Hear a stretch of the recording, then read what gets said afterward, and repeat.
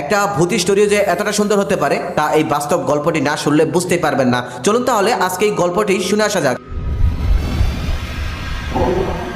রাত্রি তখন 12:30, চারদিক ঘুটঘুটে অন্ধকার। নির্জন মাঠের মাঝখান দিয়ে সরু একটা রাস্তা, রাস্তার পাশ দিয়ে ছোট ছোট গাছ, চারদিক ঝিঝি পোকায় ডাকছে। সেই নির্জন রাস্তার ভিতর দিয়ে শ্রীকান্ত সাহেব একাই হেঁটে হেঁটে যাচ্ছে। তার এক হাতে একটি ব্যাগ, অন্য হাতে একটি লাইট। ভূতকে শ্রীকান্ত বাবু কখনোই ভয় পায় না, কিন্তু সেই নির্জন রাস্তা দিয়ে সাপ খোপ পোকামাকড় থাকতে পারে, এটাই তার ভয়। সেই ভয়ে শ্রীকান্ত বাবু একটু চিহ্নিত। মনে মনে ভাবতেছে, বিলাস বাবু যা বলেছে ঠিকই বলেছে। আজকে রাতে না ফিরলেও পারতাম, তার বাড়িতে আজকে রাতটা থেকে আসতেও পারতাম। এভাবেই বিভিন্ন কথা ভাবতে ভাবতে শ্রীকান্ত বাবু হেঁটে চলছে গোবিন্দপুরের গ্রামের দিক। এভাবেই কিছু দূর যাওয়ার পর শ্রীকান্ত বাবুর হঠাৎ মনে হলো ওই মেঠো রাস্তায় তার পিছন পিছন কে যেন আসতেছে। শ্রীকান্ত বাবু তখন থমকে দাঁড়ালেন, পিছন দিকে তাকালেন, তবে কাউকে দেখতে পারলেন না। এদিক সেদিক লাইট মারলেন, কাউকেই দেখতে পারলেন না। চারদিক শুধুই অন্ধকার, কোথাও কাউকে দেখতে পারলেন না। শ্রীকান্ত বাবু আস্তে আস্তে আবার হাঁটা ধরলেন।